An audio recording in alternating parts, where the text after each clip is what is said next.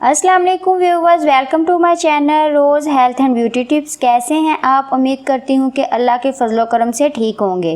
Viewers, जैसा कि आप जानते हैं कि दुनिया में कुछ दिनों बाद एक सूरज ग्रहण लगने जा रहा है। मैं इस सूरज ग्रहण की एहतियातें और इससे मुंसलिक कुछ बातें डिस्कस करना चाह रही हूँ। व्यूअर्स, आज की वीडियो आप लोगों के लिए बहुत ही अहम होने वाली है, ख़ास तौर पर हामला ख़वातीन के लिए। तो इस वीडियो को पूरा देखें ताकि आपसे कोई भी चीज़ मिस ना हो जाए। लेकिन उससे पहले अगर अभी तक आपने मेरे चैनल रोज़ हेल्थ एंड ब्यूटी टिप्स को सब्सक्राइब नहीं किया तो फ़ौरन कर लें और बेल आइकन को ज़रूर दबाया करें ताकि आपको मेरी अगली तमाम लेटेस्ट वीडियोस का नोटिफिकेशन मिल सके। सूरज ग्रहण पाकिस्तान में तकरीबन 9:30 बजे से दोपहर 1:30 बजे तक रहेगा।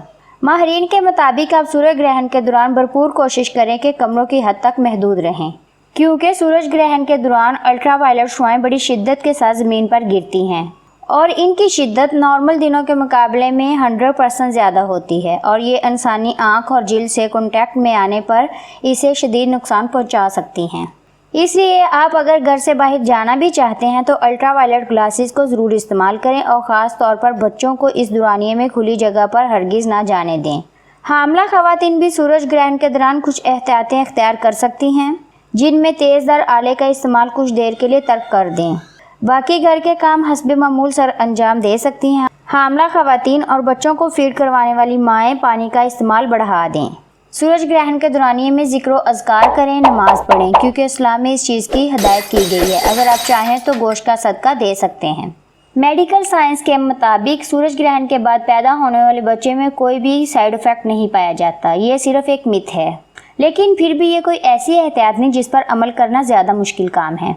मेडिकल साइंस की तहकीकात से एक चीज़ ज़रूर वाज़ह होती है कि ये आपकी आंखों के लिए इंतहाई ख़तरनाक है, तो खाली आंख इसे देखने से नाकाबिल तलाफ़ी नुकसान का अंदेशा है।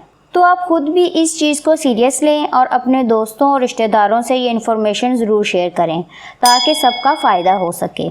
उम्मीद है आपको इस वीडियो से कोई नई इन्फॉर्मेशन मिली होगी, तो इस वीडियो को लाइक करना मत भूलिएगा और मेरे चैनल को भी सब्सक्राइब कर लें ताकि आप इस तरह की मज़ीद मालूमाती वीडियो से फ़ायदा उठा सकें। तो फिर हाजिर होंगे अगली वीडियो के साथ। अल्लाह हाफिज़।